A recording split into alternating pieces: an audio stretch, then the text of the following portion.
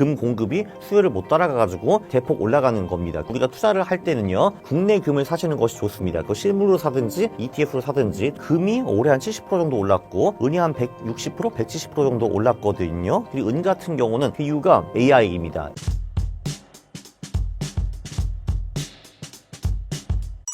최근 금 가격에 가장 크게 영향력을 미치고 있는 요소는 무엇인가요?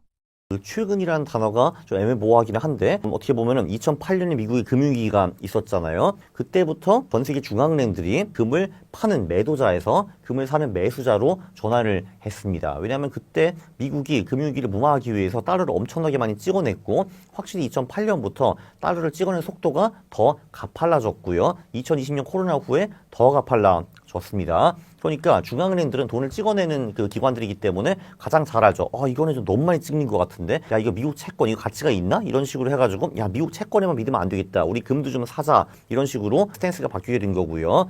그리고 2022년부터 중앙은행의 금 매수세가 더 세졌습니다. 그 이유는 러우 전쟁이 터지고 나서 미국이 달러화를 무기로 썼거든요. 한마디로 러시아의 자산을 동결해버리고 더 이상 이제 너희랑 거래 안 해, 스위프트 망 꺼져, 이런 식으로 했거든요. 그렇기 때문에 미국이랑 안 친하면 우리도 적골이 될 수가 있는 거네. 야, 미국 국채 위험하잖아, 이렇게 생각을 해가지고, 그래서 미국 국채 믿지 못하겠다, 금을 사자라고 하고 있고요. 그리고 특히 미국과 좀 덜 친한 나라들, 중국이라든지 러시아는 어차피 당연히 그렇고 인도라든지 그런 나라들이 금을 굉장히 많이 사들이고 있습니다. 특히 중국 같은 경우는 2011년부터 미국 채권을 조금씩 팔고 있고요. 그거 가지고 금을 사고 있습니다. 그렇게 하고 있고요. 그리고 다른 나라들도 보면은, 그래, 미국과 우리가 언제까지 친구를 살 수 있을까 불안한데 해가지고 많이 사들이고 있습니다. 중앙은행들이 많이 사가지고 금이 계속 이제 오르고 있고요. 이제 거기에다가 최근에 가격이 많이 오르니까 ETF 같은 거 통해 가지고 이제 금융 세력들, 투기 세력들, 투자 세력들도 많이 들어오고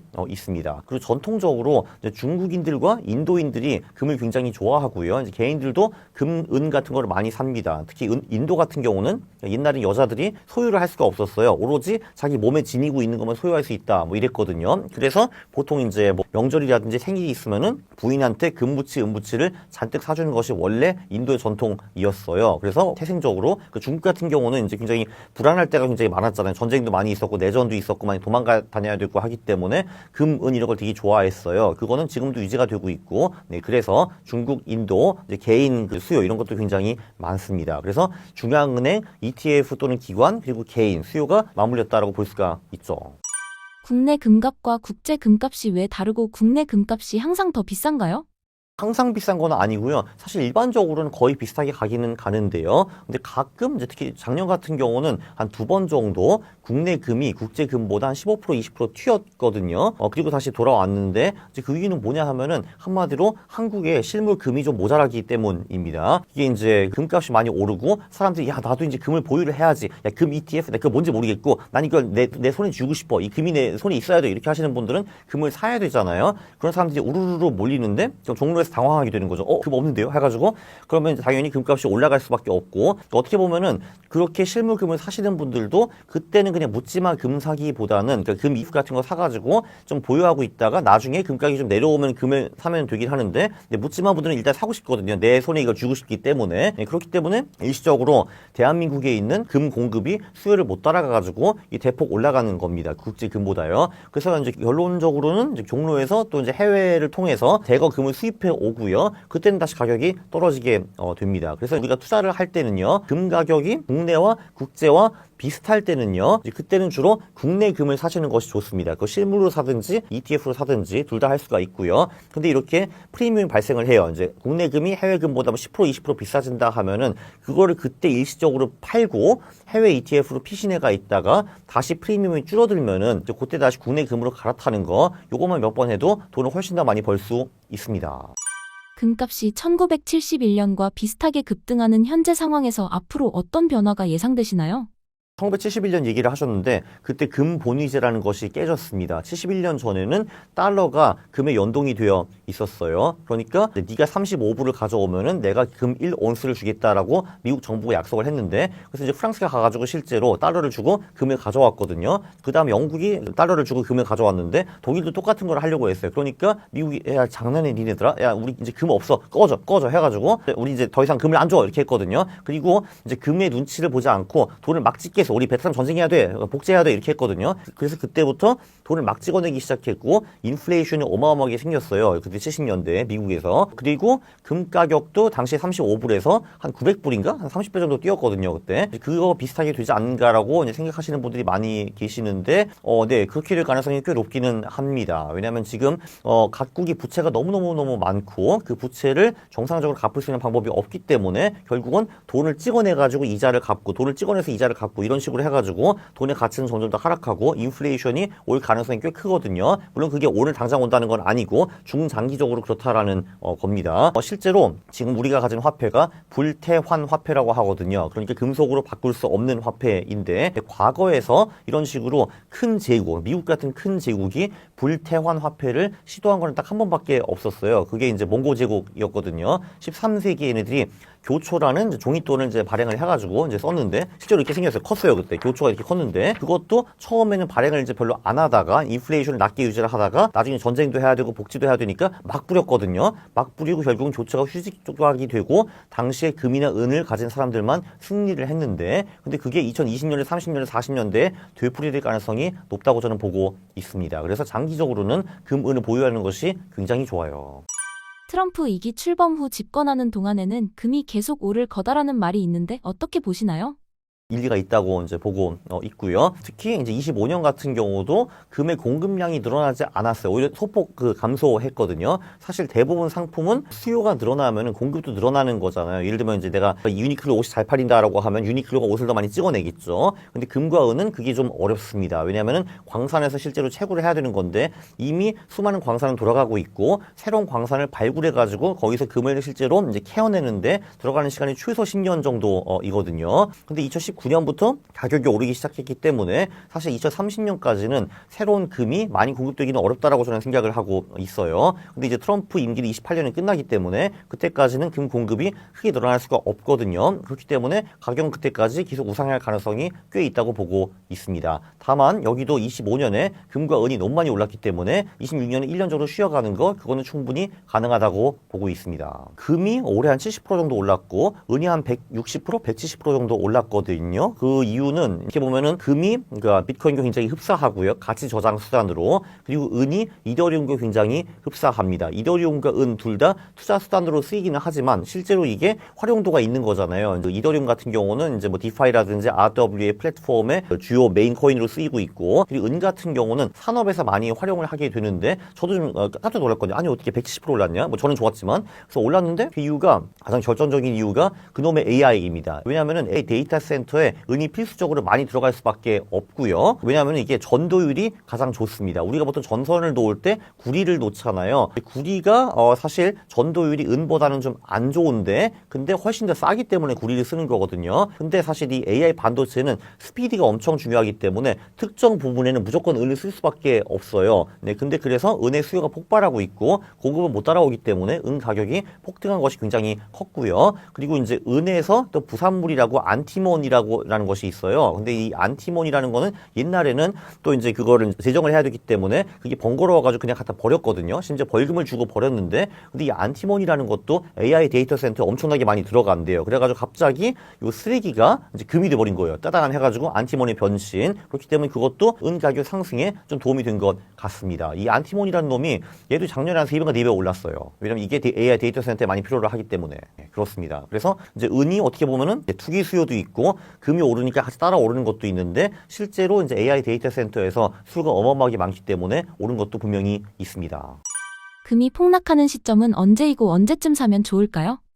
역사적으로는 이제 폭락하는 시점이 언제냐 하면은 금의 공급이 많아질 때. 왜냐면은 제가 조금 전에 말씀드렸는데 대부분 상품은 가격이 오르면은 공급도 따라 오른다라고 말씀을 드렸는데 금은 그게 시간이 좀 오래 걸리거든요. 유니클로는 옷을 찍어내면 되는 건데 근데 금은 그게 이제 안 되는 거잖아요. 근데 아무튼 시간이 지나면은 새로운 금광이 어디선가 나오고 금 공급이 늘어나거든요. 그게 실제로 통계로 보입니다. 금 같은 경우도 분기 통계가 다 있거든요. 이제 공급 통계가 있는데 그게 늘어나기 시작했다 하면 그때 도망가시면 되고요. 그때는 도망가셔가지고 꽤 오랫동안 금에 안 오시면 됩니다. 그때 현금을 쟁여놓고 사면 큰일 나고요. 왜냐면 금이 공급이 팍팍 늘어나는데 그럼 당연히 공급이 늘어나면 가격이 떨어질 수밖에 없는 거잖아요. 그때는 도망가 있어야 합니다. 그때 살 때가 아니고요. 저는 그 시점을 2030년 언저리 이때로 보고 있습니다. 비트코인이나 스테이블 코인이 디지털 금으로서 진짜 금의 자리를 위협할까요?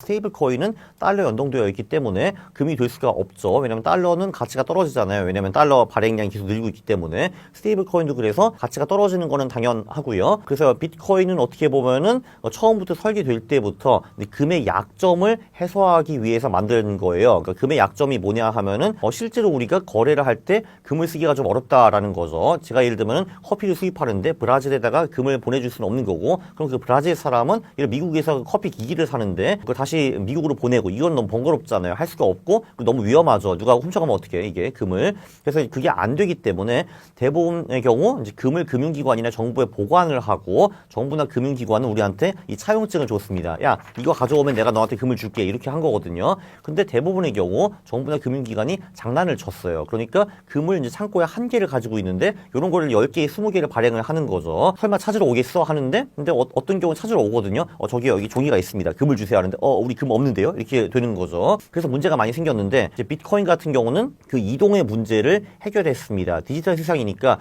실제로 그 비트코인을 브라질로 보내줄 수가 있고, 브라질에서 미국으로 보내줄 수 있고, 이게 다 가능해진 거거든요. 그 문제를 해결했습니다, 비트코인이. 그러나 금은 3000년 이상의 역사가 있습니다. 성경을 봐도요, 금이 395번 나오거든요. 395번 금이 등장을 해요. 그리고 실제로 그 성경 시대부터 지금까지 금은 가치를 유지를 했고요. 인플레이션을 전부 다 방어를 해줬거든요. 근데 비트코인 역사가 15년밖에 안 돼서 이제 그런 역사가 없고요. 그래서 지구인들은 금은 돈이다, 금은 돈이다, 이게 이제 뇌리에 딱 박혀 있는데, 비트코인은 일단 그게 아니고요. 그리고 비트코인은 이제 디지털이라는 것이 큰 장점이기도 한데 약점일 수도 있습니다. 일단 해킹이 가능하고, 이제 뭔가 인터넷과 전력망에 문제가 생겼다 하면 그게 브레이크다운을 할 수도 있는 리스크가 있고, 그리고 최근에는 양자 컴퓨터가 나와가지고 비트코인 암호화를 깨버릴 수 있다, 이런 얘기도 나오고 있거든요. 그래서 비트코인이 그런 리스크도 있고요. 그러니까 장점도 분명히 있는데 리스크도 있기 때문에 실제로 10년, 20년 시간이 흘러가지고 비트코인이 디지털 금의 역할을 할 수 있을지는 좀 지켜봐야 되고요. 물론 저는 그래도 확률을 80%, 90%, 95%이 정도로 보고 있기는 합니다. 그러나 100%는 아닙니다. 최근 금 상황을 전해주신다면요?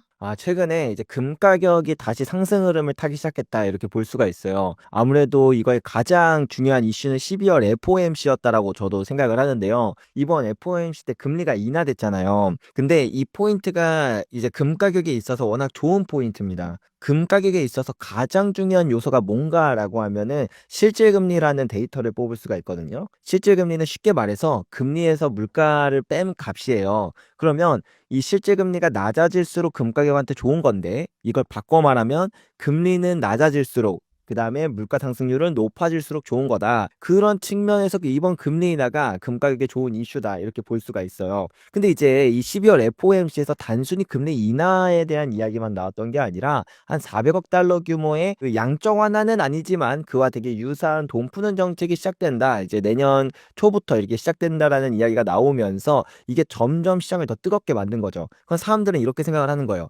금리? 올해도 내렸고 내년에도 더 내리겠네? 근데 돈 푸는 거 이제 이렇게 시작하면 내년에 진짜 제대로 양적 완화가 시작될 수도 있겠구나. 그러면 우리가 여기서 생각할 때 아까 전에 금리는 낮아질수록 금에 좋다고 했죠. 근데 인플레이션은 돈을 이렇게 많이 풀면 인플레이션이 올라가는 거 아니야? 그러면 금리가 낮아지는 것뿐만 아니라 인플레이션도 높아지면서 하나 좋고 두 개 좋고 그냥 금에 있어서는 가장 베스트 시나리오가 나올 수도 있겠다라고 생각되면서 요즘 금 시장이 최근에 조정을 겪다가 바닥을 찍고 다시 상승 흐름을 타고 있다, 이렇게 이해하시면 될 것 같아요. 네, 그럼 방금 금리 인하에 대해서도 말씀을 해주셨는데 또 금값을 결정하고 있는 다른 주요한 요인들이 있을까요? 이제 아주 딥한 얘기를 하나 해볼게요. 이제 금리 그리고 이제 물가 다 좋은 이야기입니다. 다 좋은 이야기인데 사실 이거는 변수가 되게 많아요. 뭐 금리 인하에 대한 기대감이 좀 더 커졌다가 일축됐다가 그 다음에 물가 상승률도 조금 뜨거웠다가 좀 차가워지기도 했다가, 이런 변수가 많은데 좀 더 본질적으로 그런 금의 사이클이 왜 시작됐는가를 따지려면 우리가 이제부터 좀 불편한 얘기를 해야 돼요. 그동안 여러분도 그리고 저도 같이 외면하고 있었던 그 불편한 얘기를 좀 해볼게요. 일단 미국의 지금 국가 부채가 얼마인지 아시나요? 38조 달러라고 해요. 우리나라 돈으로 한 5.4경 원 정도, 그 정도 이제 미국의 부채가 있다. 근데 이 부채에 대한 이자만으로 1년에 이제 1조 달러, 그러니까 우리나라 돈으로 한 거의 1,400조 원 가까운 돈을 지출하고 있다라는 뜻이죠. 근데 이걸 이제 과거로 되돌이켜 보면은 2020년만 하더라도 한 3,400억 달러. 근데 2022년에는 4,700억 달러. 2024년에는 이제 8천억 달러. 그리고 2025년에는 거의 1조 달러 수준으로 이자에 대한 부담이 엄청 커졌어요. 자, 이제 여기서 미국의 부채에 대한 이자가 대략 1조 달러가 나오는데 1년에 미국의 세수가 5조예요. 그 말은 무슨 말이냐면 1년에 쫙 사람들로부터 세금 끌어 모아서 5조가 생겼는데 이 중에 20% 5분의 1을 고작 이자 갚는 데 써야 된다라는 측면이기 때문에 자, 이제 우리는 이 문제에 대해서 진짜 직면을 해봐야 되는 거예요. 38조 달러라는 그 빚은 누가 갚아야 되는 걸까요? 국민들이 그렇죠. 결과적으로는 국민이 갚아야 되는데 어쨌든 정부의 빚이니까 정부가 갚아야 될 거 아니에요. 자, 이제 우리는 이 빚이 계속 늘어나고만 있고 그냥 뭐 몇 조 달러? 그러니까 몇 경원? 이게 이제 감도 안 오니까 그냥 부채가 늘어나는 건가 보다. 뭐 국가가 나중에 뭐 알아서 하겠지. 이렇게만 생각을 하는데 이게 우리의 문제라는 그 불편한 진실에 대한 이야기를 해야 돼요. 38조 달러라는 이 부채 문제가 이제는 더 이상 진전되기 어려운 수준까지 왔습니다. 2013년에 세계 3대 주요 그 신용평가사인 S&P 500은 미국의 신용등급을 강등시켰어요. 그때 뭐라고 했냐면 미국의 부채 문제가 상당히 심각하며 재정적자도 심각하고 이자 부담도 너무 심각하다. 근데 문제는 이 부채 문제를 해결하려고 하는 의지가 장기적인 비전이 없다. 라고 하면서 강등을 했거든요. 그리고 2023년 그리고 2024년에도 이제 3대 신용평가사인 나머지 두 개 피치와 무디스도 같은 이유로 강등을 했어요. 즉 미국은 장기적인 측면에서 이 부채 문제를 해결하려는 의지가 없어 보인다라는 게 핵심인데 근데 이 부채 위기가 이제 직면했다라는 게 지금 이 포인트입니다. 빚은 누군가가 갚아야 된다고 했죠. 정부가 갚아야 돼요. 그럼 정부는 이 빚을 어떻게 줄이냐라고 하면 세 가지 방법이 있거든요. 첫 번째, 긴축을 하는 거예요. 이제 지출을 줄이는 거죠. 그러기 위해서 복지도 줄이고 국방비도 줄이고 예산도 줄이고 다 줄이는 거예요. 근데 이게 사실상 되게 어려운 이유 중에 하나는 뭐냐면 제가 이제 대통령 후보예요. 내 옆에 대통령 후보는 내가 뭐 국민들을 위해서 뭐 이것도 하겠고요. 저것도 짓겠고요. 막 뭐든지 하겠다고 합니다. 근데 저는 국민들을 위해서 정규직을 다 비정규직으로 만들 거고요. 있었던 도로들도 다 부셔버릴 겁니다. 막 이런 식으로 하면 누가 뽑히겠냐라고 했을 때 당연히 이제 좀 더 이제 돈을 쓰겠다라고 하는 정치인들이 많이 뽑히잖아요. 그래서 우리나라뿐만 아니라 세계적으로 봐도 대부분의 대통령 후보들이 어떻게 얼마나 더 돈을 쓸지에 대한 이야기만 하지 돈을 지출하겠다는 이야기는 잘 안 합니다. 이제 지출을 줄이는 건 사실은 선택지에 없다라고 생각하시면 돼요. 그럼 두 번째 방법이 뭐냐면 세금을 올리는 방법이 있어요. 근데 국민들의 뭐 전체적인 소득세를 올린다라고 하면 그것도 마찬가지로 제가 국민의 소득세를 올려서 여러분들의 지갑을 털어가겠습니다. 그래서 그걸로 국가의 빚을 줄이겠습니다라고 하면 당연히 안 될 거잖아요. 그러니까 이제 많은 사람들이 얘기하고 또 이제 정치인들 중에서 부자들한테 세금을 매겨서 부자들의 돈을 뺏어 오겠다. 우리 서민들이 힘드니까 그렇게 하겠다라는 그런 이야기들이 많이 나오는데 사실 이게 정치적 쇼에 가깝지 실제로는 어려운 이유가 그렇게 세금을 올리면 부자들이 다른 나라로 도망가는 특성이 있는 것도 있거니와 그냥 아주 숫자로만 계산을 해봐도 어떤 계산이 나오냐면 예를 들면 뭐 미국의 대부분의 부자인 뭐 워렌 버핏 그 다음에 뭐 일론 머스크, 제프 베조스 이런 사람들의 자산을 다 몰수해도 사실 3조 달러밖에 안 돼요. 근데 아까 부채가 38조 달러라고 했잖아요. 어차피 부자들의 그 재산을 다 몰수한다고 해도 이 빚을 해결하는 데는 전혀 도움이 되지 않는다. 그러니까 사실 두 번째 방법도 거의 불가능에 가깝다는 거예요. 우리나라 정부 부채가 한 1230조 원 정도 되거든요. 근데 이재용 회장님, 뭐 정몽구 회장님, 김범수 회장님 재산 몰수해봤자 한 30조 돼요. 그러니까 우리나라도 상황은 마찬가지다. 그러니까 두 번째 방법도 그냥 산술적으로 숫자로 계산을 해도 불가능하다는 거예요. 그러니까 이제 마지막 세 번째 방법인데 결국에는 돈을 찍는 방법밖에 없어요. 돈을 더 찍어서 지금 이 부채 문제를 더욱더 키우고 그 과정에서 그 구매력도 떨어지고 그러니까 물가도 올라가고 그 다음에 좀 금융시장도 많이 불안정해지고 이렇게 가는 방법밖에는 안 남았다. 그래서 이제 과거로부터 결국에는 이 부채 문제를 해결하기 위해선 국민들한테 세금을 걷어야 돼요. 근데 세금을 걷겠다라고 하면 국민들이 반발이 많이 일어나니까 그래서 경제학에선 소리 없는 세금이라는 게 있거든요. 그게 바로 뭐냐면 인플레이션이에요. 물가가 오르면 우리가 부가세로 내는 돈도 많아지고 물가가 오르면 그거에 대한 이제 세금이 화폐의 가치가 떨어지니까 국가의 부채의 가치도 같이 떨어지거든요. 이런 식으로 이제 부채 문제가 해결된다. 미국도 그렇고 한국도 그렇고 유럽 국가들도 그렇고 사실 전 세계 모든 국가들이 이 문제에 직면해 있고 이 문제에서 1, 2, 3번 중에 결국에 갈 수 있는 방법은 3번밖에 없기 때문에 그래서 요즘에 자꾸 인플레이션에 대한 우려가 많이 나오고 화폐 가치가 떨어지고 금 가격이 계속해서 올라가고 있는 거대한 이 사이클이 나온 이유가 바로 요거다. 이렇게 집중해 보면 좋을 것 같아요. 굉장히 생각해야 될 요인이 여러 가지가 있었는데 금은 아직 상승 사이클일까요? 자, 이 포인트를 이해하고 나면 이미 여러분들도 생각이 드셨을 거예요. 야, 이거 국가 부채가 뭐 어차피 하루아침에 해결될 문제도 아니고, 그리고 이걸 인플레이션이라고 하는 그 방법을 통해서 활활 태운다라는 건, 그러면 이거는 상당히 오랜 기간의 사이클이 나타나겠구나. 일반적으로 이제 과거에 뭐 미국 같은 경우에도 1930년대에 똑같은 문제에 직면했고, 그 문제를 해결하기 위해서 인플레이션을 통해서 부채 문제를 해결했거든요. 한 40년 동안 부채를 활활 태웠습니다. 마찬가지로 이번에도 인플레이션을 통해서 부채를 태우는 방법 말고는 다른 방법은 거의 정치적 자살행위이기 때문에 어렵다라고 보면 금의 사이클은 상당히 길 거고 이번 사이클도 1930년대나 1970년대나 마찬가지로 한 10년 정도의 사이클이기 때문에 우리는 그 사이클의 한 절반 정도에 지금 와 있다. 이렇게 판단하시면 될 것 같아요. 금의 가격이 급락했던 과거에는 그 하락 전에 보였던 우리가 눈여겨볼 만한 신호 같은 게 있었을까요? 눈여겨볼 만한 신호가 분명히 있었어요. 금이라는 자산 자체가 상승 사이클이 매우 길고 분명하기 때문에 올라갈 때도 시그널들이 확실하고 또 내려갈 때도 시그널들이 확실하거든요. 아까 전에 말씀드렸던 것 중에 금에 있어서 가장 중요한 지표가 이제 실질금리라고 했잖아요. 실질금리는 금리는 내려갈수록 그리고 인플레이션은 올라갈수록 금 가격이 좋다라고 했는데 이 실질금리가 이렇게 내려가다가 이제 최저점을 찍고 반등을 하는 시기가 와요. 그러니까 최저점을 찍고 이제 반등을 하는 시기 때부터 금 가격이 떨어졌는데 이거를 금의 고점을 예측하는 것만큼이나 사실 실질금리의 최저점을 예측하는 것도 어렵긴 합니다. 근데 이거는 제가 전에 이제 신사임당 채널에 출연해서 몇 번 말씀드렸던 방법이기는 한데 우리가 실질금리의 최저점을 맞추는 건 어려워도 대략적으로 최저점 부근을 알 수 있는 일종의 패턴은 있었다. 지난 100년 동안 금의 슈퍼사이클을 보면 실질금리가 이렇게 마이너스로 빠져들고 나서 저점을 한 번 찍고 두 번 찍고 이렇게 세 번 찍고 그 지점이 이제 최저점이 됐어요. 30년대도 70년대도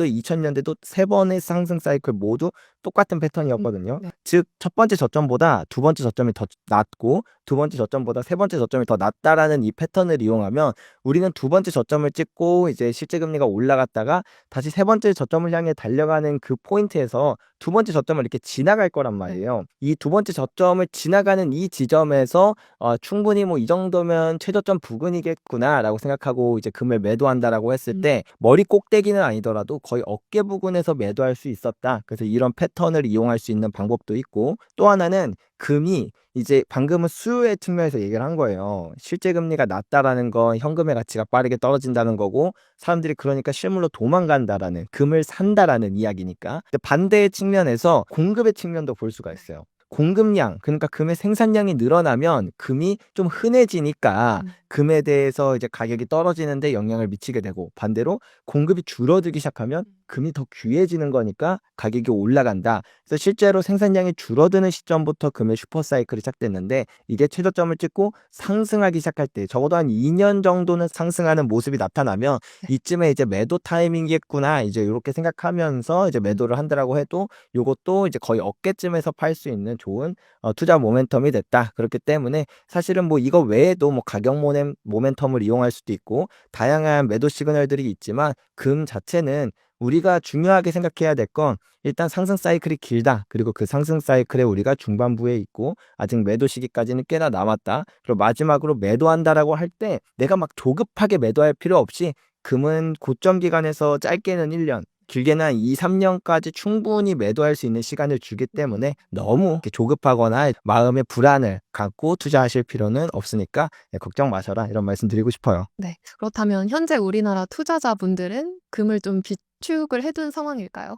제가 생각했을 땐 그래도 다행히 일단은 좋은 얘기부터 할게요. 다행히 과거보다 지금 우리나라 투자자들이 금에 대해 관심을 많이 갖게 된 건 있는 것 같아요. 실제로 제 주변 지인들만 하더라도 제가 처음에 2019년에 금 투자할 때는 좀 이상하게 생각을 했어요. 야, 지금 시대가 어느 시대인데 금이냐, 막 이런 말도 하고. 그리고 심지어는 제가 2019년에 금 살 때 금의 사이클이 오니까 은을 투자했었거든요. 네. 그랬더니 제가 금은방에서 샀었어요. 네. 금은방에 여기 발품 팔고 저기 발품 팔고 하다가 나중에 이제 살려고 하는데 들어갔더니 그 사장님이 한숨을 쉬더니 내가 진짜 아들 같아서 하는 말인데 은은 투자하는 거 아니야. 막 이런 말을 하셨었거든요. 네. 그 정도로 금과 은에 대한 인식이 안 좋고 금 투자를 하는 사람들이 되게 적었는데 지금은 제 주변 지인 중에서도 요즘에도 거의 막 한 달에 한두 명씩은 연락 와서 나 진짜 금 사고 싶다 이렇게 말하는 사람들이 생기는 걸 보면 그래도 다행히 일단 금에 대한 관심이 올라갔자. 근데 이제 절대적인 수치만 두고 보면 일단 우리나라 사람 전체가 금을 얼마나 보유하고 있는지는 알기 어려워요. 금이라는 자산 자체가 워낙 익명성이 크고 그다음에 실물이기 때문에 그런 걸 추적하기는 어려운데 근데 이제 그것들을 대략적으로 비율적으로 어느 정도를 갖고 있는지를 알 수 있는 논문 중에 하나가 국가의 금 보유량이 이제 국민들의 금 보유량 비율과 거의 비슷하다라는 말을 하거든요. 근데 우리나라가 사실 금을 정말 조금 갖고 있습니다. 다른 OECD 국가들이랑 비교해서 정말 압도적일 정도로 적어요. 그렇다 보니까 이게 뭐 약간 정치적인 이유나 아니면 외교적인 문제나 이런 것들 때문에 좀 우리나라가 금을 별로 못 사게 된 이유가 있는데 그렇다라는 건 우리 국민들도 금을 투자하기에 사실 조금 어려운 환경들이 많이 놓여져 있다. 부가세 문제도 사실 웃긴 거거든요. 금에 부가세가 붙는다는 게. 금은 돈으로서의 가치가 있고 전 세계가 그렇게 인정하고 그래서 외환보유고에서도 돈으로 쓰는데 우리가 10,000원짜리에서 1,000원짜리로 교환한다고 부가세를 내진 않잖아요. 달러로 바꿀 때도 부가세가 붙지 않고 아무튼 이런 좀 비효율적인 부분, 다양한 시장의 비효율적인 부분들이 많다 보니까 그런 것들이 더욱더 일반 투자자들로 하여금 금 투자를 꺼리게 만드는 요인이 됐던 것도 큰 몫을 해서 제가 생각했을 때 우리나라 국민들이 이제 다른 국가의 국민들보다는 현저하게 그 금 보유량이 낮은 거는 어쩔 수 없을 것 같다. 그렇기 때문에 나라도 잘 준비해야 되지 않을까 싶습니다. 요즘 달러가 곧 휴지 조각이 된다는 말이 막 많이 들려와요. 이 상황이 얼마나 심각한 걸까요? 일단 달러 자체가 옛날 같지 않다라는 이야기를 많이 해요. 사실 미국이라는 국가의 신용 등급 자체가 떨어진 것만 보더라도 달러에 대한 위상이 예전 같지 않구나. 그리고 이제 달러에 대한 그 신뢰가 하락 추세로 가고 있구나라는 건 우리가 쉽게 이해해 볼 수 있는 포인트인데 조금 더 디테일하게 가서 달러의 모습이 어떻게 달라지고 있냐라고 할 때 가장 핵심적인 건 사람들이 달러를 사지 않으려고 한다는 거예요. 근데 이걸 넘어서 심지어는 달러를 파는 국가들이 되게 많이 생기고 있다는 겁니다. 자, 우리가 이 미국의 달러 시스템, 달러 패권이 어떻게 만들어졌는지를 처음에 이해하면 지금의 상황이 좀 많이 심각하구나라는 거를 쉽게 이해해 볼 수가 있거든요. 처음에 이제 미국이 달러 패권을 가지게 됐었던 건 1944년에 브레튼 우즈 회의라는 걸 통해서 이제 달러 패권을 가지게 됐었어요. 그때가 이제 2차 세계대전도 끝났겠다. 우리 다시 한번 제대로 뭔가 이제 그런 기축 통화를 제대로 정하자라는 측면에서 이제 정상들이 모여가지고 이렇게 회의를 했거든요. 근데 그 당시에는 원래는 이제 영국이 패권이었던 시기니까 영국과 그 다음에 미국 거의 양대 구도가 됐었어요.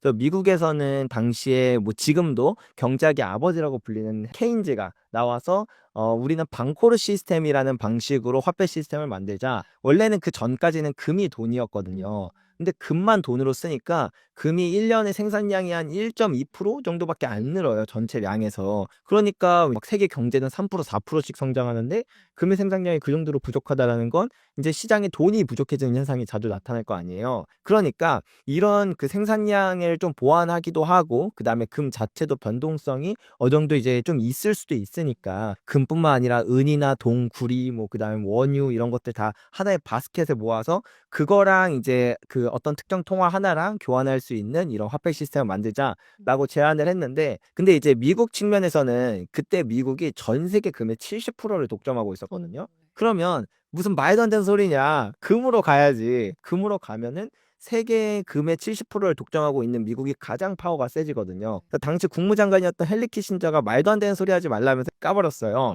그리고 금태환 제도가 되고 미국이 이제 패권을 잡았습니다. 근데 이렇게 아까 말씀드렸던 것처럼 아무리 금이 많아도 금이 1년에 생산될 수 있는 양은 좀 한정적이고, 근데 미국은 또 그 당시에 이제 워낙 돈 쓸 일이 많다 보니까 달러 발행이 너무 많아졌어요. 그러면 원래 20달러 가지고 오면 1온스의 금으로 바꿔준다라고 했는데, 이제 1944년에는 이제 35달러로 이게 바뀌긴 했었거든요. 35달러 가져오면 금 1온스로 바꿔줘야 되는데 달러가 너무 많아지니까 다른 국가들이 이상하게 생각한 거예요. 이렇게 달러가 많으면 얘네 절대 금으로 못 바꿔줄 것 같은데 달러 안 되겠다, 큰일 났다 해서 1968년부터 이제 각국의 중앙은행들이 내 금 내놓으라면서 이제 달러를 가져가기 시작해요. 그렇게 이제 미국의 금보양이 엄청나게 빠른 속도로 줄다가 1971년에 이거 도저히 안 되겠다 싶어서 당시 닉슨 대통령이 닉슨 쇼크라는 일이 벌어지거든요. 금 못 바꿔준다, 달러 가지고 와도 못 바꿔준다라고 이제 선언을 해요. 그러면서 사실 달러 패권이 그때 끝났어야 됐어요. 근데 그때 1944년에 헨리 키신저 이야기를 했잖아요. 그 헨리 키신저가 또 정말 기가 막힌 묘안을 냅니다. 그게 뭐냐면 사우디랑 이제 비밀 협약을 맺어서 모든 원유 거래는 달러로만 이루어지게 한 거예요. 근데 지금도 원유가 정말 전방위적인 모든 산업에 다 쓰이지만 그때는 그 원유에 대한 의존도가 지금보다 훨씬 높았을 때예요. 그건 사람들의 인식에 그래, 내가 달러는 쓰기 싫은데 달러를 안 가져가면 이제 석유를 안 바꿔주니까 달러를 쓰기 시작한 거예요. 근데 이렇게만 한다고 해서 꼭 그게 기축통화가 되는 건 아니거든요. 네. 왜냐면 기축통화가 되려면 첫 번째로 교환의 수단이 돼야 되지만 두 번째는 가치 저장의 수단이 돼야 돼요. 결국에 달러의 가치가 정말 빠르게 떨어질 텐데 내가 이걸 정말 뭘 믿고 달러를 그 외환보유고에 쟁여놓냐. 차라리 금을 쟁여놨다가 필요할 때 팔아서 달러를 잠깐 바꿔서 일부만 쓰고 또 나머진 금으로 쟁여놓고 이렇게 하는 게 낫지 않겠냐라고 생각을 하니까 미국이 그때 또 하나의 묘안을 냅니다. 그게 뭐냐면 내가 만약에 너네들이 달러를 보관하고 있으면 그거에 대한 이자로 달러 가치가 떨어지는 것보다 충분한 보상을 해줄게. 1년에 물가가 막 3% 오르면 그럼 우리가 시원하게 5%씩 이자 줄 테니까 달러 보관하고 있어도 괜찮아. 우리가 달러의 가치는 무슨 일이 있어도 지켜줄게 라는 이 약속을 했거든요. 그래서 이제 투자 시장에서는 그 원유 결제를 달러로 해야 되는 페트로달러 시스템, 그리고 이제 그 금리에 대한 보상, 그 보상을 통해서 달러 가치가 떨어지는 것 이상의 보상을 주겠다라고 약속한 신용화폐 시스템, 이 두 가지 시스템이 달러라는 그 거대한 그 패권을 유지하는데 이제 기둥이었던 거예요. 자, 원유와 그 다음에 이자, 이 두 가지를 기억하시면 돼요. 원유와 이자. 근데 이제 이 원유에 대한 패권이 흔들리기 시작했어요. 왜냐하면 더 이렇게 중동 국가들이 이제는 꼭 미국이랑만 거래를 하려고 하지 않기 때문이에요. 사우디만 보더라도 위안화로 결제를 하기도 하고요. 그 다음에 러시아와 중국은 이미 대부분의 결제가 루블이랑 위안화로 이루어져요. 이런 것처럼 이제 더 이상 달러로만 원유 결제가 이루어지지 않고 있고 미국의 좀 독자적이고 좀 그런 행동 때문에, 그런 이제 공격적인 행동 때문에 이제 중동 국가들이 이제 미국이랑 멀어진 그런 모습들이 많이 나타나면서 이 페트로달러 시스템이 크게 금이 갔다. 그리고 이제 다른 하나, 신용화폐 시스템, 물가보다 더 많은 이자를 줘야 되는데 제가 일부에서 말씀드렸던 거, 이미 미국은 부채에 대한 이자만으로 1년 세수에 20%, 거의 20%에 가까운 돈을 지출하고 있어요. 더 이상 빚이 늘어나기 어려운 구조다. 물론 여기서 빚이 더 늘어나겠지만 이제 그 부채의 한계가 왔다. GDP 대비 부채 비율이 120%, 2차 세계대전 때보다 높은 수준이거든요. 신용화폐 시스템, 물가가 오르는 것보다 금리를 더 준다는 건 미국의 부채를 더욱더 크게 키운다라는 이야기이기 때문에 이게 사실상 어려워진 시기에 왔다. 그럼 신용화폐 시스템도 끝이 났고 페트로달러 시스템도 끝이 났으니까 달러는 이제 점점 하락할 일밖에 남지 않았다라는 게 이제 거시적인 측면입니다. 이 달러의 탄생과 달러가 어떻게 힘을 갖게 됐는지, 그리고 지금은 어떤 모습인지 이걸 보면 앞으로 달러에 대한 가치가 어떻게 갈지도 우리가 큰 흐름에서 이해를 할 수 있게 되는 거죠. 트럼프 대통령이 연준의 독립성을 계속 저해하는 모습을 보여주고 있는데요. 이런 것들이 미국 경제 전반, 그리고 그냥 전체적인 경제 전반에도 어떤 영향을 미치게 될까요? 정말 좋은 질문이었어요. 제가 방금 이 신용화폐 시스템과 페트로달러 시스템을 얘기할 때 신용화폐 시스템이 괜찮아, 달러 갖고 있어도 우리가 달러에 대한 그 가치가 떨어지는 것보다 더 충분한 보상을 더 해줄 거야 라는 그 약속이라고 했잖아요. 약속은 미국 정부가 아무리 뭘 해도 그 약속은 연준이 지켜야 되는 거예요. 연준의 독립성이 그래서 되게 중요한 거다. 달러의 가치의 가장 중요한 역할은 이제 연준이 하는 건데, 말씀해 주셨던 것처럼 트럼프의 그런 이제 정치적 압박이라던가 이런 것들 때문인지는 몰라도 연준이 독립성을 많이 잃고 있습니다. 그런 부분은 더 이상 이 신용화폐 시스템이 이제 유지될 수 없는 그 넘지 말아야 될 선을 넘어서 이제 더 이상 돌이키기 어려운 순간이 됐다라는 것이기 때문에 지금부턴 달러가 조금 더 빨리 떨어지냐 조금 덜 빨리 떨어지냐 이 차이일 뿐이지 이제 가야 될 지점은 정해져 있다. 이런 식으로 바라보는 게 좋을 것 같아요. 네, 그럼 진짜 달러가 이제 더 이상 세계에서 더 중요한 돈이 아니게 된다면 어떤 일이 일어나게 될까요? 근데 제가 이제 이 얘기를 하면은 야 양벨이 저거 미국 거대한 미국인데 미국을 뭘로 보고 이런 말씀을 하세요. 지금 제가 이야기 드리는 건 달러에 대한 이야기를 하는 거지 미국이 망한다는 이야기랑 전혀 달라요. 자, 잘 생각해 봅시다. 다시 돌아갈게요. 1944년에 브레튼 우즈 체제 때 미국이 달러 패권을 가지고 있었어요. 네. 그리고 1971년에 미국은 여전히 달러 패권을 가지고 있었어요. 그러면 1971년 이전과 1971년 이후의 달러는 같은 거냐라고 할 때 완전히 다른 달러거든요. 아예 1971년 이전의 달러를 1971년 이후에 쓸 수도 없어요. 반대로 이후의 달러가 이전에는 가치가 없는 거고요. 이처럼 달러는 이름이 달러라고 돼서 사람들이 다 똑같은 달러라고 생각할 뿐이지 그냥 이름만 똑같은 다른 달러인 거예요. 달러는 다시 이 시스템이 무너지고 새로 지어져야 된다. 그러니까 지금 달러의 시스템의 위기라는 거지 그 말은 새로운 달러 시스템이 세워질 가능성도 우리가 생각해 봐야 될 포인트고 저도 미국이 여전히 세계 1위 굳건하고 아직도 미국의 달러 각국의 무역 결제에서 가장 높은 비율로 쓰고 있고 외환보유 비중에서도 아주 압도적인 수준으로 높다라는 거 부정할 수 없는 사실입니다. 다만 가고 있는 추세 그런 부분들에서 현재 달러 시스템의 위기다 이렇게 생각하면 좋을 것 같아요. 네. 지금 금이랑 가장 많이 비교되고 있는 게 또 비트코인인데요. 이 비트코인은 전통적인 금에 비해서 또 어떤 경쟁력을 가질 수가 있을까요? 이게 비트코인이 금이랑 사실 비교하면 안 되는 자산인데 뭐 금보다 뛰어나다 열등하다 뭐 이런 의미가 아니라 아예 다른 자산이거든요. 근데 이제 비트코인이 처음 나올 때 이 암호화폐라는 걸 사람들한테 어떻게 이해시켜야 되나 왜냐면 없던 개념이잖아요. 그렇죠. 그러니까 이해시켜야 될 방법을 모르겠으니까 그나마 속성 중에 좀 금이랑 비슷한 게 있거든요. 네. 그래서 디지털 금이다라고 얘기했더니 사람들이 갑자기 쏙쏙 이해를 하는 그렇죠. 거예요. 거기까진 좋았죠. 근데 그다음부터 사람들이 진짜 디지털을 떼고 금이라는 거에 집중을 해서 그렇게 받아들이기 시작하는 순간부터 뭔가 이 비트코인과 금이 그 본질적으로 다른 자산인데 그게 어떻게 다른지에 대한 공부 말고 좀 이렇게 오해가 이루어지게 된다라는 포인트거든요. 조금 더 쉽게 설명을 할게요. 금은 위험 자산인가요? 안전 자산인가요? 안전자산이라고 배워왔긴 했죠. 네, 금은 안전 자산이 맞아요. 네. 그러면은 금은 그런 경제 위기 때 오를까요? 떨어질까요? 오를 것 같습니다. 네, 맞아요. 금은 안전자산이니까 경제 위기 때 당연히 오르겠죠. 근데 실제로는 그렇지 않아요. 네. 실제로는 경제 위기 때 마이너스 25%에서 마이너스 40%까지 떨어지거든요. 그러니까 이런 문제라는 거예요. 우리가 금은 안전자산이고 안전자산은 경제 위기 때 올라야 되기 때문에 그럼 금은 올라야지라고 생각을 하는데 이상하게 금은 경제 위기 때 내렸다. 그러면은 이게 왜 그렇게 됐는지를 이해를 하면 이 비트코인과 금을 이해하는 데 도움이 되거든요. 자, 이거 짧게 갈게요. 금은 안전자산이라고 불린 이유는 옛날 시대 때는 갑자기 화폐가 너무 많이 풀리면 화폐 가치가 뚝뚝 떨어지면서 화폐를 들고 있었던 사람들이 큰 손해를 보고 경제가 막 되게 안 좋아지는 이슈가 발생했어요. 네. 그러니까 경제 위기는 인플레이션이고 인플레이션은 결국엔 금이니까 위기는 금이다. 이렇게 됐던 거예요. 근데 이제 우리가 살아온 50년의 시대 때는 거의 인플레이션형 경기 침체보다는 디플레이션형 경기 침체가 강했어요. 실업률도 높아지고 내 월급도 줄어들고 물가도 뚝뚝 떨어지고 갖고 있는 자산은 처분돼야 되고 이런 현상들이 조금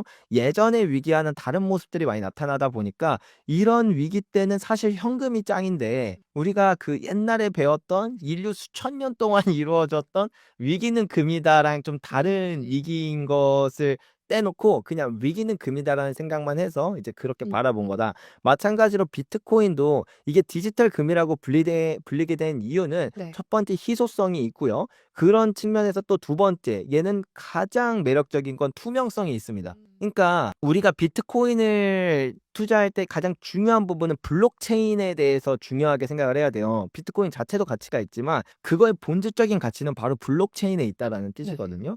블록체인은 이 자산이 국경이 없고 또한 이 투명하기 때문에 신뢰할 수 있고 이 두 가지 측면이 되게 중요해요. 이거는 이 비트코인이라는 건 그러니까 대중들이 일반 국민들이라고 표현하는 게 맞을까? 국민들이 통제로부터 자유로울 수 있는 그런 자산 중에 하나다라는 측면이에요. 근데 금도 물론 그런 속성은 있거든요. 네. 근데 금은 조금 다른 쪽에서 많이 쓰여요. 특히 국가의 단위에서 많이 쓰인다. 금은 오랜 시간 동안 돈으로서 쓰였는데 그렇게 쓰일 수 있었던 이유가 뭐 아까 전에 말씀드렸던 희소성이나 신뢰 그런 측면들도 있지만 금은 비트코인이랑 완전 다르게 비트코인은 투명하고 그 다음에 그런 부분이 신뢰를 만들어줬지만 금은 익명성이기 때문에 신뢰를 만들어줘요. 자, 똑같이 경제 위기가 일어났어요. 아니면 전쟁을 했다고 치죠. 전쟁을 시작했어요. 미국이 러시아랑 이제 전쟁이 붙었어요. 그러면서 미국이 이제 각 우방국들한테 얘기하는 거죠. 러시아산 비트코인, 금, 달러 절대 받지 마라. 받는 순간 내가 적대국으로 간주하겠다라고 했어요. 그러면 달러는 이동하면 어떻게 이동했는지 다 알 수가 있죠. 비트코인은 너무 투명합니다. 더 투명해요.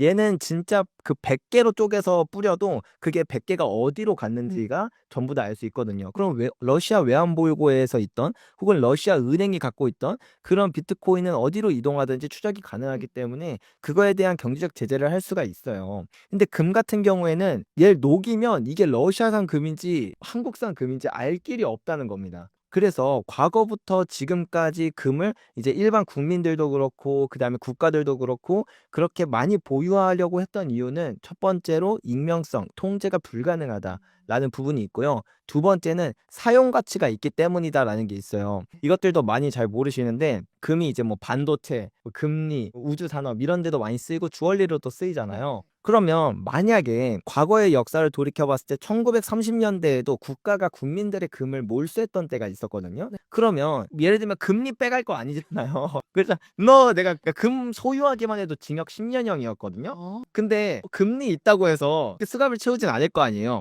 마찬가지로 이 금은 사용 형태가 되게 다양하기 때문에 그 우회할 수 있는 루트가 많습니다. 그러니까 만약에 국가가 다시 그런 거예요. 너 지금부터 뭐 금을 소유한 자는 다 불법에 처한다. 혹은 그런 식으로 통제가 들어왔을 때 저 목걸이인데요. 저 목걸이 좋아해서 목걸이 했던 건데요. 혹은 우리 회사는 반도체 회사라서 금을 샀던 건데요. 라는 식으로 우회 측면이 가능하다. 국가가 국가를 통제할 때도 그런 식으로 우회를 해요. 인도 같은 경우에는 인도 이제 축제 기간에 금을 워낙 많이 쓰니까 그 미국에서 인도뿐만 아니라 전 세계 국가들한테 러시아산 금 받지 말고 그거 뉴욕 상품거래소나 런던 금시장에 가져오면 다 빠꾸놓겠다라고 했어요. 근데 인도가 막 엄청나게 수입을 합니다. 러시아로부터. 왜냐? 우리는 축제 기간이라서 축제 기간 때 인도인들은 금을 많이 쓴다. 명분이 있잖아요. 근데 만약에 비트코인을 산다라고 하면 비트코인은 딱 그 목적성이 너무 분명해요. 네. 그렇기 때문에 그런 측면에서 금이 비트코인보다 지금 낫다라는 이야기를 하는 게 아니라 쓰임새가 다르다는 이야기를 하는 거예요. 그래서 비트코인이 금을 대체할 수도 없고 속성이 비슷한 부분이 조금 있다 뿐이지 같은 자산이 아니기 때문에 할 수도 없고 상위 호환이나 하위 호환 이런 관계가 아니다. 이렇게 이해하시면 돼요. 네, 요즘 전문가들 사이에서 다가올 2026년의 경제 리셋이 2008년 경제 위기보다도 더 위험할 수 있다라는 이야기가 되게 많이 들려오는데 이런 의견의 배경과 또 원인이 무엇일까요? 일단 저는 맞는 얘기라고 생각해요. 진짜 2026년의 경기 침체가 2008년 글로벌 금융위기보다 우리한테 훨씬 더 치명적일 수 있다라고 생각하거든요. 일단 첫 번째, 왜 2026년이 경기 침체에 대한 리스크가 높은지에 대한 이야기를 드리고 그 다음에 그 위기가 왜 2008년보다 더 우리한테 치명적일지에 대한 이야기를 드려볼게요. 첫 번째로 경기 침체에 대한 전조 증상들이 몇 개 있어요. 대표적으로는 실업률 같은 걸 볼 수가 있거든요. 과거 한 100년치 정도의 실업률 데이터를 두고 경기 침체 시기랑 겹쳐서 보면 실업률이 올라가기 시작하면서 경기 침체가 왔다라는 걸 알 수가 있어요. 물론 때때로는 그냥 그러니까 경기 침체가 먼저 와서 실업률이 치솟는 경우들도 있지만 근데 어쨌든 역사적으로 볼 때 실업률이 올라가면서 경기 침체가 왔다라는 이런 이제 전조 증상이었다라는 걸 알 수가 있는데 이미 이제 지금 실업률 지표를 보면 한 2023년, 2024년 그때부터 실업률이 계속 올라가고 있는 이런 추세가 그려지고 있어요. 그 말은 2026년에는 경기 침체에 대한 리스크가 높아졌다라는 뜻이고 또 다른 하나는 뭐 장단기 금리차 같은 것도 경기 침체 시그널이 이미 나왔고요. 그리고 이거 많은 분들이 잘 모르시는 것 중에 하나인데 금리 인하가 오히려 경기 침체 시그널이에요. 그래서 이제 뭐 예를 들면 가장 가까웠던 역사 2019년에 금리 인하 시작돼서 2020년 코로나 팬데믹 왔죠. 그리고 2007년부터 이제 금리 인하 시작되고 2008년에 이제 경제 위기 왔죠. 금융 위기 왔죠. 그리고 1995년에 금리 인하하고 1997년에 동아시아 외환위기, 우리나라는 IMF 이제 그런 위기가 왔었죠. 이런 것처럼 이제 과거 역사를 돌이켜보면 금리 인하는 곧 경기 침체의 가장 강력한 전조 증상이 되곤 한다. 올해 9월에 금리 인하하고 올해 12월에 금리 인하했어요. 내년에도 금리 인하 사이클이 이어질 텐데 사실 이것 자체도 경기 침체의 강한 이제 전조 증상이다. 이런 걸 볼 때 이 셋 다 시그널이 울리고 있습니다. 적색 경보가 나오고 있어요. 여기 하나만 더 얹을게요. 그리고 이 금 가격을 봐도 경기 침체에 대한 어느 정도 시그널이 나오곤 하는데 일반적으로 1933년부터 1947년까지 사이클에서 딱 그 중간 정도인 1940년에서 1941년에 이제 2차 대공황 피해가 나타나면서 금 가격의 조정기가 나타났거든요. 그 1970년부터 1980년에 그 10년 동안의 사이클에서도 1975년에 경기 침체가 오면서 이제 금 가격이 조정을 받았어요. 2002년부터 2011년의 사이클에서도 2008년에 글로벌 금융위기가 왔고요.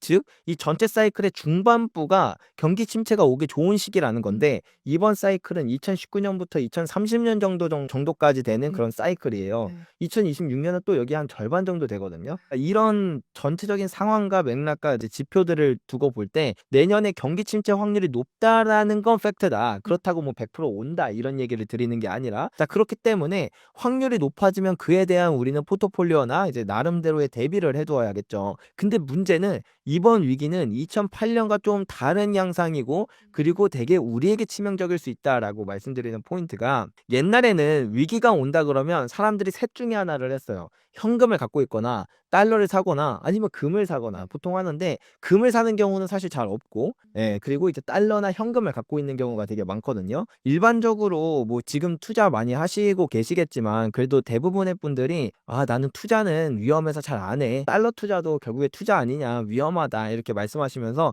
현금을 갖고 계시는 경우가 많아요. 실제로 뭐 2008년 IMF 이럴 때 원화를 갖고 있으면 원화 가치가 너무 빠르게 떨어지니까 그것 자체도 리스크였겠지만 이제는 달러를 갖고 있는 것조차도 리스크가 될 수도 있다라는 측면이에요. 결국엔 지금 달러의 위기거든요. 다른 국가들이 미국의 달러를 많이 버리고 있습니다. 안 사는 걸 넘어서 버리고 있어요. 중국 같은 경우에 보면은 전 세계 모든 국가들 중에서 미국 국채를 가장 많이 갖고 있었던 국가인데 2013년까지만 하더라도 1조 3천억 달러 정도의 국채를 가지고 있었거든요.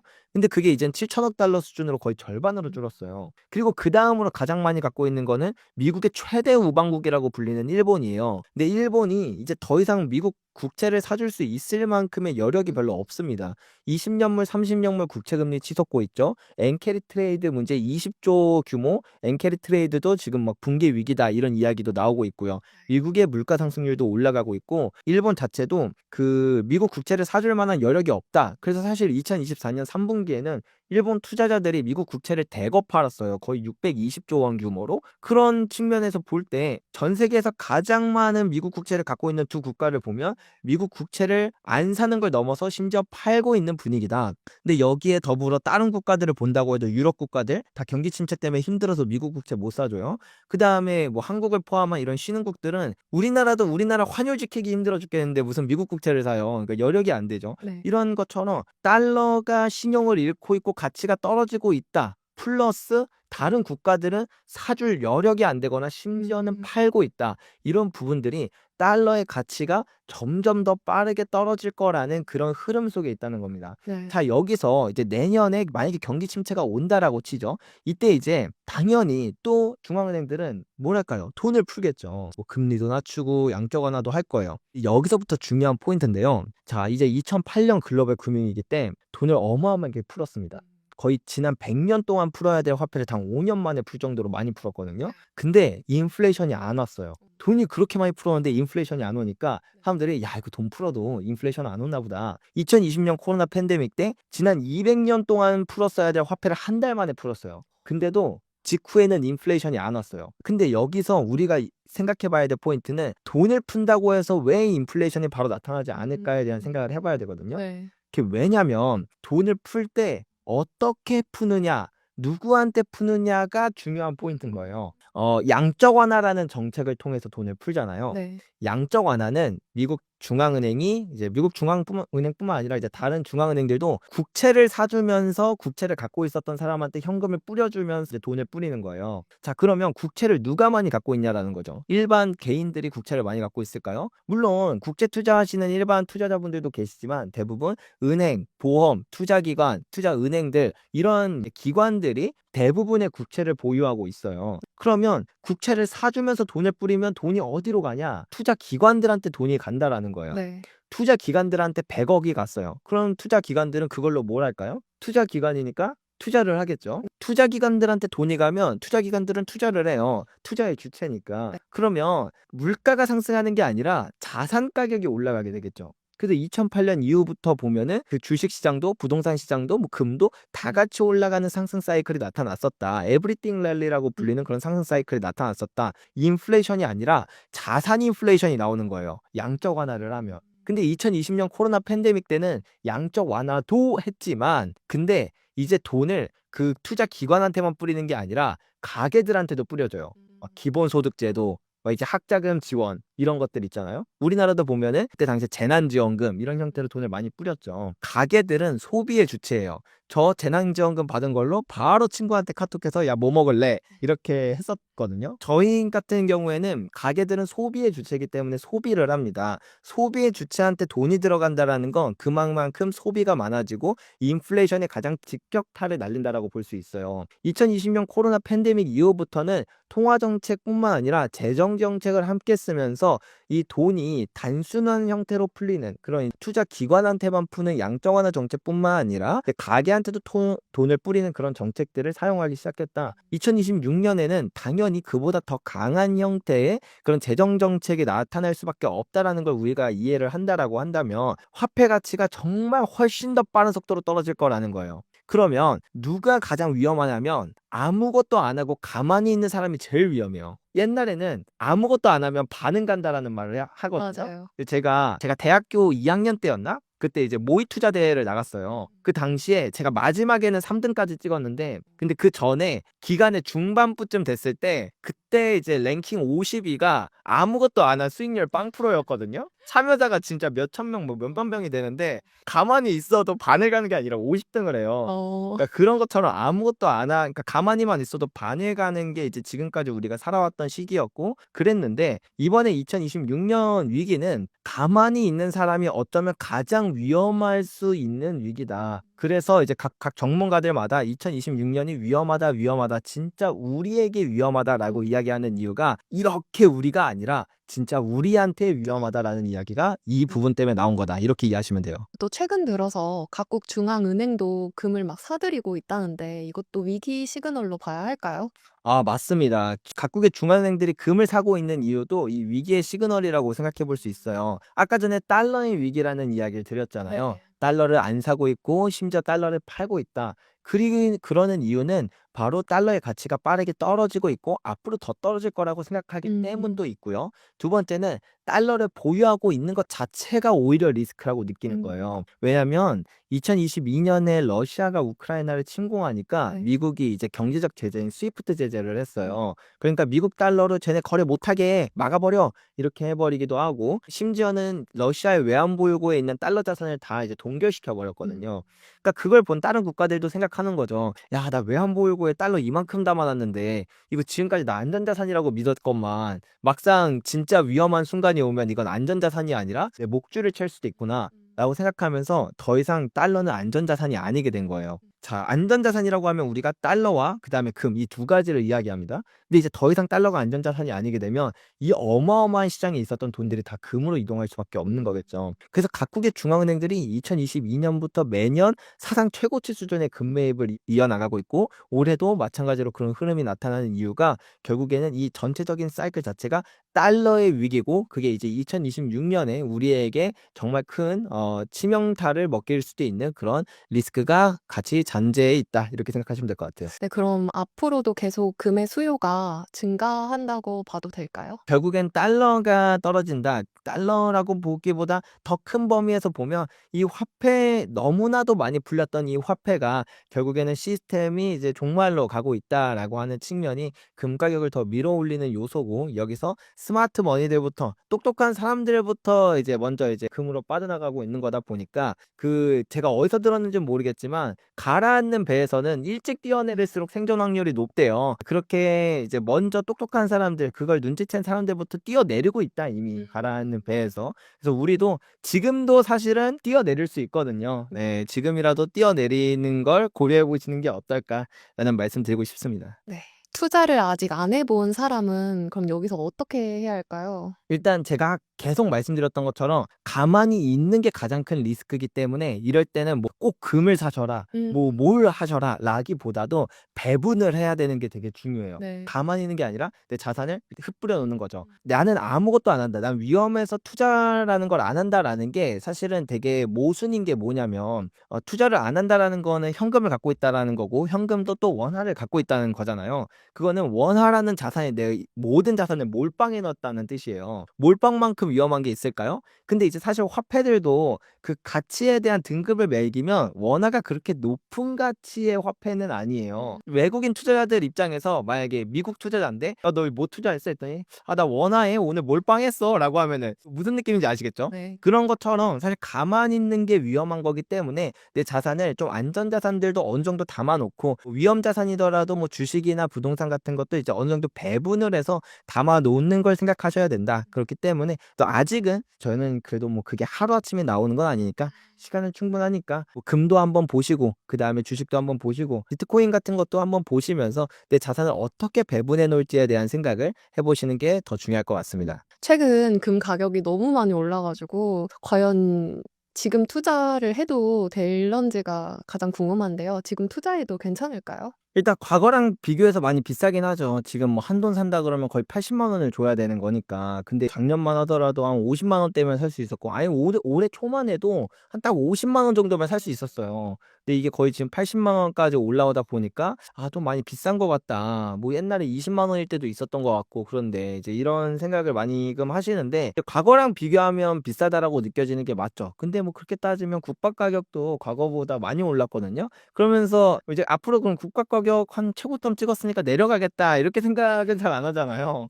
예, 그러니까 우리가 생각할 때 결국엔 금을 안 사면 그 현금을 가지고 있겠다는 뜻이에요. 뭐 물론 금 안 사고 주식 살 수도 있지 않냐라고 하는데 주식과 금은 위험자산이냐 안전자산이냐 그 카테고리가 다르다 보니까 금을 대신해서 갖고 있는 건 현금 그중에서도 뭐 달러 뭐 이런 생각을 해야 되거든요. 근데 앞으로 한 4, 5년 정도 지났을 때 과연 현금의 가치가 얼마나 더 떨어질까에 대한 생각을 하면 저는 정말 무서울 거라고 생각을 해요. 지금까지도 무서웠고 네. 앞으로도 더 무서울 거다. 내년에 금리 인하하겠죠. 그리고 내년에 사실은 뭐 파월에서 연준의장이 바뀔 가능성도 큰데 이제 그 후보가 워낙에 또 이제 그냥 비둘기도 아니고 엄청나게 뚱뚱한 비둘기 아닙니까? 네. 그런 측면도 생각해 본다라고 할 때 달러의 가치가 얼마나 더 빨리 떨어질지. 특히 우리나라 얘기를 해야 되나? 이거 되게 정치적으로 엮일까 봐. 그냥 우리나라 자체도 원화에 대한 가치도 더 빠르게 떨어질 거다라고 이제 생각해 본다라는 측면에서 결국엔 지금 금 가격을 바라봐야 되는 게 아니라 2028년, 네. 2030년의 금 가격을 바라보고 지금 가격이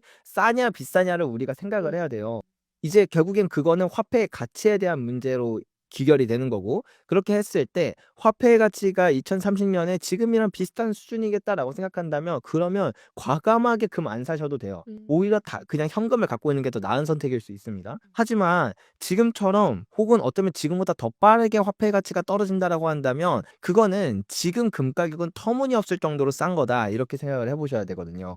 그렇기 때문에 우리가 지금 금 가격을 바라볼 게 아니라 앞으로 4, 5년 뒤에 금 가격 혹은 화폐의 가치에 대한 하락 이거를 주목해서 금을 바라보는 게 중요하다라는 말씀 드리고 싶어요. 네, 그럼 금을 사다 보면 또 매도 타이밍이 궁금하지 않을 수가 없는데 어떻게 대표님께서는 장기적으로 바라보면 좋을지 궁금합니다. 일단 금은 사이클이 한 10년 정도 돼요. 지난 100년 동안의 사이클을 분석해보면 짧게는 9년에서 길게는 13년 정도 상승하는 사이클이 있거든요. 이번 사이클이 2019년에 시작됐고 평균적인 금 사이클이 10.8년이니까 대략 한 2030년 정도까지는 금이 오른다라고 보시면 되거든요. 물론 여기서 더 디테일하게 가면 지금의 금 사이클이 어느 시기랑 비슷하냐라고까지 들어가야 되는데, 그렇게 했을 땐 사실은 제가 뭐 이제 방송에서 1971년을 많이 말씀드렸지만 그건 경제적인 그런 그 화폐 시스템이 변하는 변곡점이 비슷하다라는 거지, 경제적 상황은 1930년대랑 더 비슷해요. 1930년대는 금의 사이클이 가장 길었고 금의 상승 모멘텀이 가장 강했던 시기거든요. 그때는 이제 뭐 13년 정도의 상승기를 가졌다 보니까 이제 뭐 정말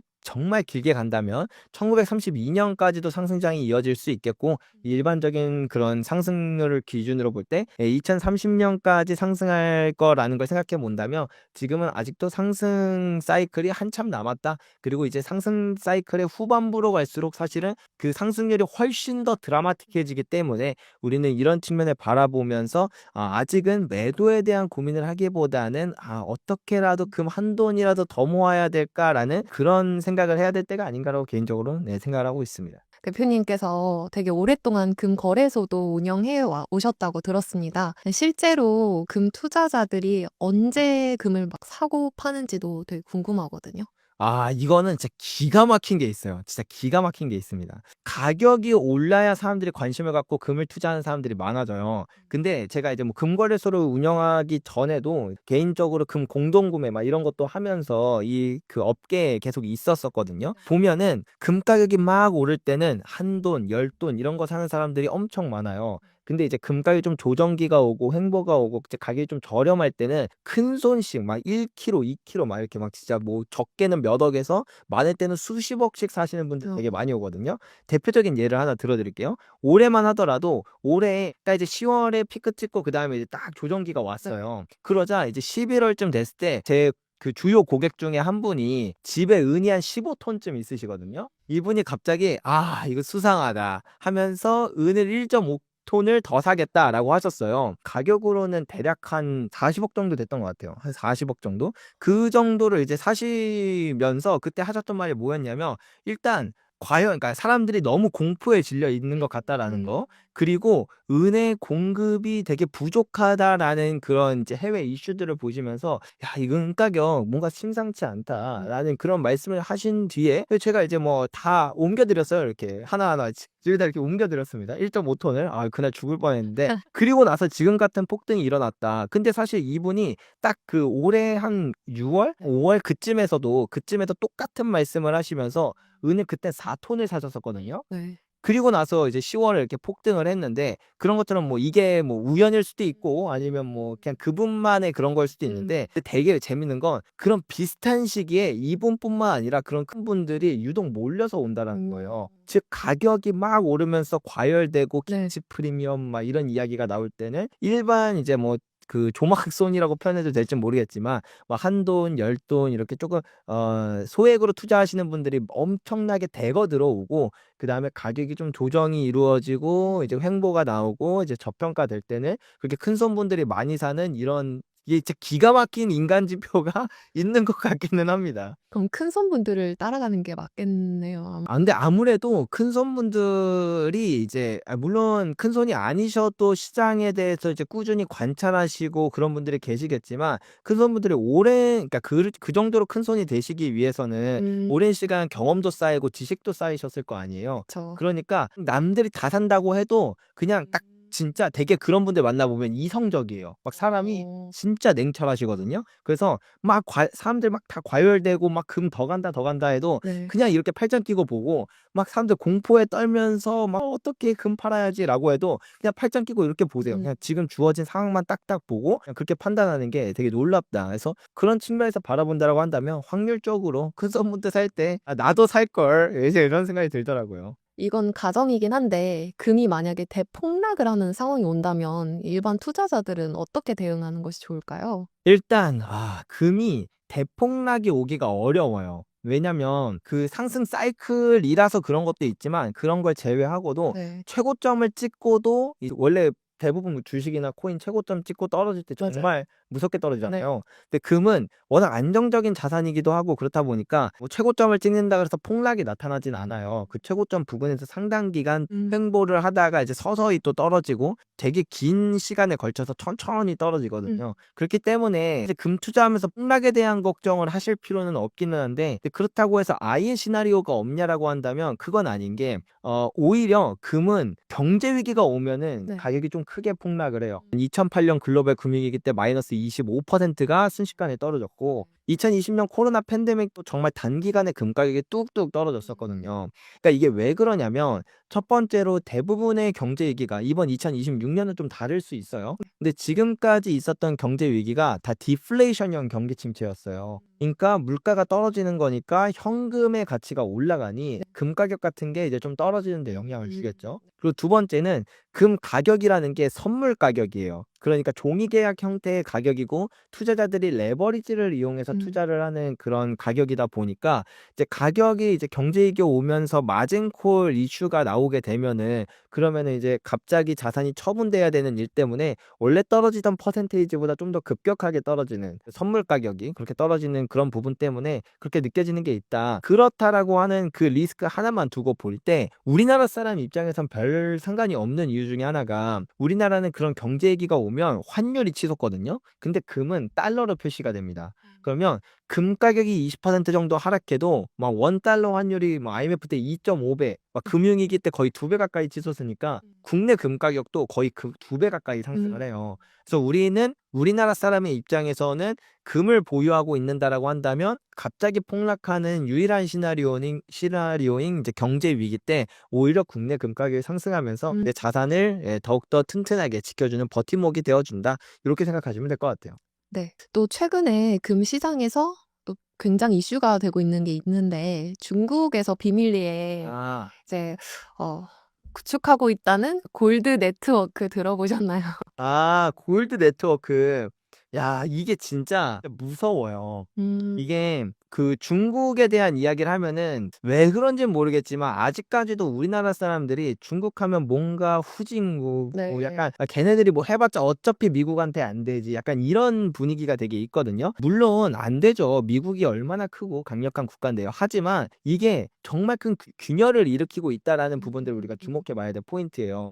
일단 중국이 만들고 있는 이 골드라고 하는 그 골드 네트워크들을 보면은 네. 옛날에는 그러니까 이 만들게 된 기원도 결국에는 지금 모든 무역 결제 시스템이 스위프트라고 하는 미국의 결국 달러 결제망을 통해서 결제가 이루어지거든요. 그렇다 보니까 이게 옛날에는 다 그냥 너 좋고 나 좋자 할 때는 상관이 없었어요. 지금처럼 트럼프가 나오기 전부터도 이미 세계가 탈세계화, 보호무역주의로 가고 있다 보니까 미국이 적대국한테는 좀 강력한 제재를 하는 모습이 나타난 겁니다. 그러면 이 전 세계 모든 국가들이 다 미국 편만 있는 건 아닐 텐데 네. 또 미국과 좀 적대국인 국도 있고 아니면 중립국도 있고 옛날엔 친했지만 지금 안 친해진 국가들도 있고 이런 다양한 그 이해관계가 얽혀 있다 보니까 그런 관계들의 이제 국가들 입장에서는 이 스위프트 결제망 하나만 믿고 가기에는 되게 리스크라는 거죠. 실제로 그것 때문에 그 이란도 베네수엘라도 뭐 북한도 그리고 러시아도 이렇게 제재를 받는 모습을 보면서 달러만 믿는 것도 위험하고 그다음에 달러 결제 시스템만 있는 것도 위험하다. 그렇기 때문에 중국이 필두이다 뿐이지 이미 185개국이 그 결제망, 그 중국이 만드는 그 골드 코리도라고 하는 결제망의 본신인 지금 CIPS를 많이 사용하고 있어요. 이게 정말 빠르게 커지고 있습니다. 그리고 이거의 가장 핵심 국가들이 되는 브릭스라는 국가들을 협의체를 보면 브릭스는 브라질, 러시아, 인도, 중국, 남아공 이 5개 국가가 원래 정회원국이었거든요. 근데 이제 2023년에는 여기에 이제 6개국에서 7개국 정도가 정회원으로 추가됐고 2024년에는 10개국이 파트너 국가로 또 추가가 됐어요. 그리고 지금 여기에 이제 가입 신청서를 넣은 국가가 20개국에서 30개국 정도 된다라고 이제 발표된 바 있고 그리고 심지어는 프랑스가 그 자국 정상회의 때 중국의 시진핑 주석을 데리고 온다라는 말을 해요. 근데 자 여기서 생각을 해보면 옛날에는 G7이 세계 경제의 중심이었어요. 그냥 모든 룰을 만드는 애들이었거든요. 네. 근데 이제 요번에 발표된 블룸버그의 자료를 보면 2050년에는 브릭스의 GDP 대비 경제 규모가 50%가 되고 G7이 17%가 될 거다라는 이야기가 나오는 것처럼 브릭스의 확장과 성장세가 되게 무섭다. 그리고 G7 안에서도 분열이 이루어지고 있다라는 이런 포인트들을 볼 때 사람들이 이제는 더 이상 그냥 메시지죠. 아주 강력한 메시지입니다. 더 이상 달러만 바라보고 사는 세상은 이제 끝났다. 그니까 미국 너도 너무 뭐 약간 독재자적인 그런 행보를 취하지 말아라고 얘기하는 그런 강력한 시그널이라고 생각해 본다라고 한다면 이 중국의 부상과 그다음에 중국을 필두로 한 그런 어떤 결제 시스템 그리고 이제 나중에는 뭐 브릭스 페이라고 하는 그 화폐 시스템까지도 이게 확장세가 어떻게 이루어지고 있는지 우리가 주목해 봐야 될 포인트고 사실 이런 흐름으로 가고 있다라는 거, 이런 다극화로 가고 있다라는 것 자체가 결국에는 화폐 시스템이 바뀌고 있다라는 가장 중요한 포인트라고 생각을 하시면 될 것 같아요. 네, 오늘 긴 시간 대표님 모시고 금에 대한 이야기 나누어 봤는데요. 끝으로 저희 신사임당 구독자분들께 한 말씀 부탁드리겠습니다. 지금은 금을 투자해야 된다, 주식을 투자해야 된다, 부동산을 투자해야 된다, 뭐 다양한 이야기가 있지만 그런 이야기들 이전에 우리가 지금은 현금을 갖고 있는 게 얼마나 위험한 순간인가에 대한 이야기를 해보는 게 중요할 것 같아요. 예전처럼 그냥 가만히만 있어도 반을 가는 시대랑은 많이 달라진 시기이기 때문에 여러분들도 아직은 그래도 시간이 있으니까 천천히 제 이야기도 들어보시고 다른 전문가분들의 이야기도 들어보면서 우리의 자산을 어떻게 지킬까에 대한 그런 고민 같이 해나가면 좋을 것 같습니다.